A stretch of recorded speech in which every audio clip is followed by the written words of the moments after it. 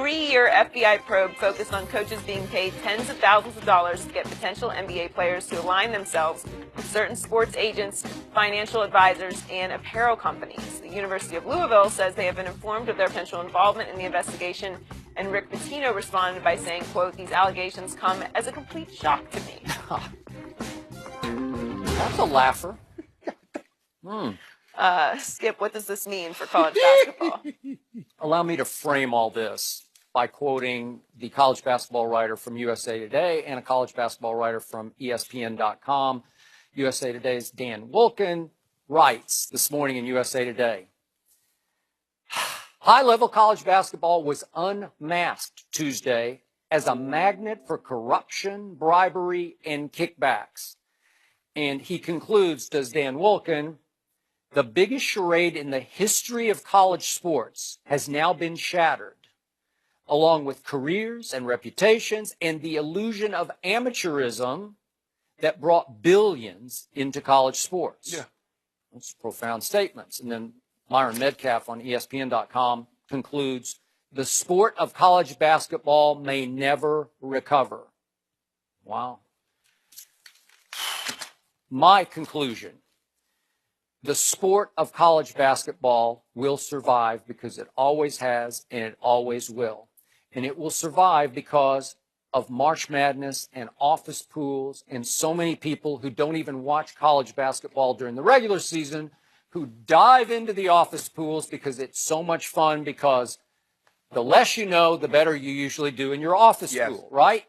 And the beauty of March Madness is, if I can read off a few of the schools that have pulled off classic upsets, there's always a Bucknell or a Valpo or a George Mason or a Cleveland State or a Davidson or a Florida Gulf Coast or a Lehigh or a Hampton, remember Hampton over Iowa State, or a VCU or a Coppin State. There's always one of those, and don't right? forget Princeton. Princeton is a great one. Hey, we could probably name 10 more. Yes. They put themselves on the map in 2 hours in March Madness, right? Yep.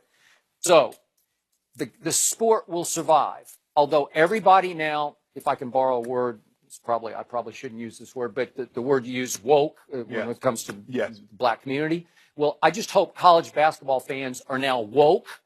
College football fans, it's a little different over there, but I hope they understand that they're rooting for something that is one major cesspool.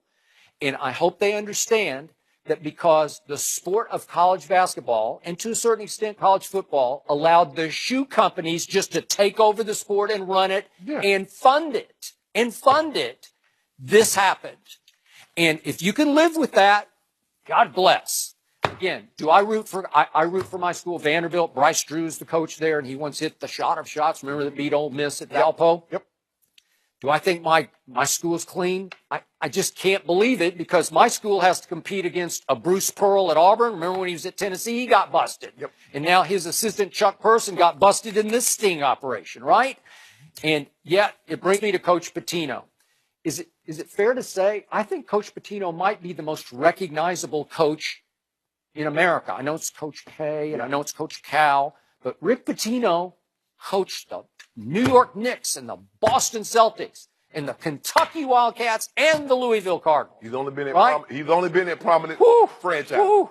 And you just know him. And used to, during the U.S. Open, you were calling Ricky Fowler Slick Rick. Yeah. This is the ultimate Slick Rick. Yeah, but right? he's slick for another reason. I got it. So just to refresh memories quickly, back in 2010, Rick Pitino admitted to having had sex with the wife of Louisville's equipment manager, who then tried to get Pitino to sort of buy her off and keep her silent. And she went to prison for attempted extortion.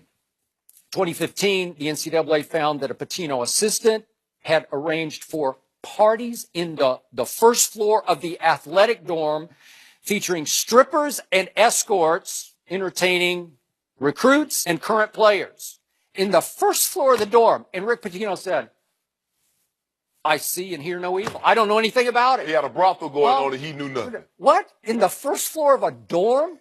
I know it's the athletic dorm, but you have ladies of the evening strolling across campus, I assume, to the dorm? Well, they might have had on sweatpants. Oh, they might have been dressed like college kids. Maybe we don't know, were. Joy. Yeah, they were camouflage, I guess. I don't know. But Rick Pitino, he got away with it with a 7-game suspension that they had a postseason ban, self-imposed postseason ban back in 2016. Okay, so now come these allegations, and the gist of it is that there's a top 5-star recruit named Brian Bowen, and Pitino tried to tell a Louisville radio station this is the luckiest thing that ever happened in his coaching career of 40 years, because Brian Bowen came to him and said, can I play for you, and paid for his recruiting trip to Louisville, according to Coach Pitino. And now we hear, they're now accused of, $100,000 got somehow funneled to the kid's family so that he would go to Louisville. Well, that's the end of Coach Pitino, right? ESPN has reported that Rick Pitino is expecting to lose his job, and he's told his assistants that he is expected to lose his job. So I don't know how he kept his job this long, but good. So this yes, is what finally got him. It finally got him, and you're right. How did it come to this? How did it take this long? But yeah, all this is doing is revealing what most already knew about college basketball. Skip, this has been going. Danny Manning's father was on the staff at Kansas. Danny Manning leaves. Guess who else leaves, Skip? Michael Porter Jr. He was going to the University of Washington. Yep. Lorenzo Romar loses his job, goes to Missouri. Guess who also is going to the University of Missouri? The #1 recruit in the country. Missouri is not a basketball school. Heard they got a good journalism program down there. I don't know how true that is. You know Brad Pitt?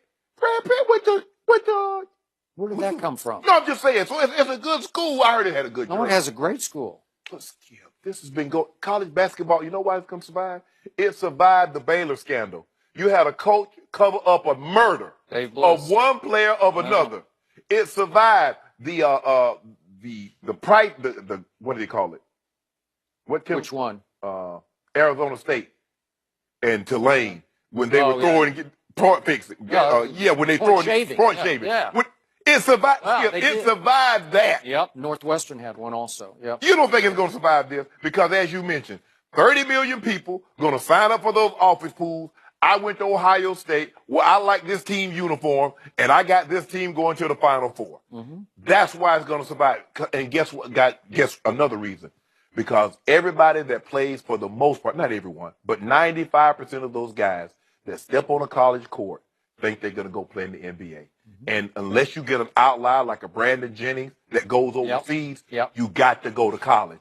And anytime you got shoe companies, and I want the biggest guy to, because if I get him in college, there's a good chance that when he goes to the NBA, he going to like the product. I'll just sweeten the offer. Because it's reported that Adidas had to sweeten their offer because another company came in and they were jacking the prices up. So if you want him, because we got a couple of other shoe companies, it's hard to believe that it's all Adidas.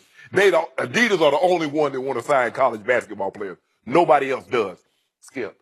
And these guys are having to make decisions as 17, 18-year-olds that grown men normally have to make. And because they have friends, and the shoe company goes to the friends, or they go to the college coach, or they go to the they go to the AAU coach, or they go to the high school coach.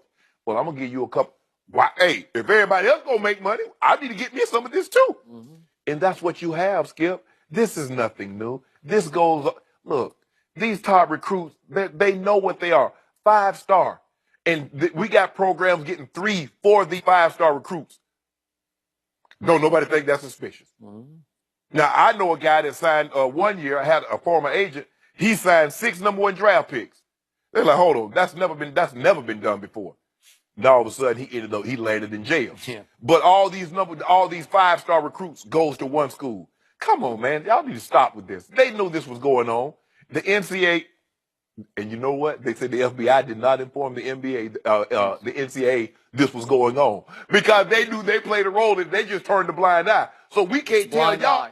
Yeah, they don't want to self-police. They don't want to know what they know. You know, they don't want it to become public. Kind of like the steroid scandal in baseball. Kind of like it. It was. Dig the long ball. So to me, I can't believe that what's so unconstitutional continues to exist, the relationship between the NCAA and the NBA, that they force kids to go 1 year to college.